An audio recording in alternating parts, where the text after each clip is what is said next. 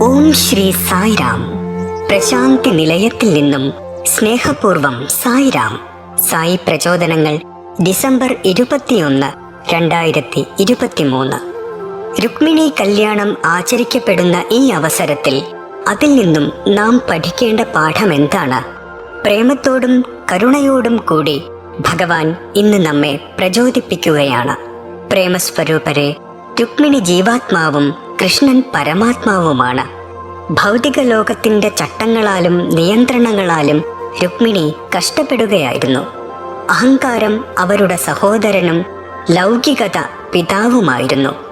രുക്മിണിയുടെ സത്സ്വഭാവം നിമിത്തമായി അവരുടെ മനസ്സ് ഭഗവാനിൽ വിശ്രമിച്ചിരുന്നു. അതിനാൽ ഭഗവാനിൽ എത്തിച്ചേരുന്നതിനായി അവർ ഒരു പദ്ധതി മെനഞ്ഞു. രുക്മിണിയുടെ പ്രാർത്ഥന, മനസ്താപം, തീവ്രാഭിലാഷം, നിശ്ചയദാർഢ്യം എല്ലാം സഫലമായി.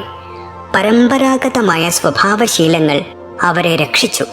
അതിന്റെ ഭാഗമായി വിവാഹ ചടങ്ങുകൾക്ക് മുൻപുള്ള ഗൗരി പൂജയ്ക്കായി അവർ പുറത്തു കടന്നു.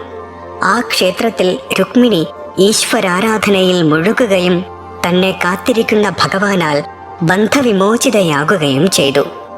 കൊതിച്ചിരുന്ന ആത്മാവിനെ രുക്മിണി നേടി. ആത്മീയ മണ്ഡലത്തിൽ അവർ തമ്മിൽ കണ്ടുമുട്ടി.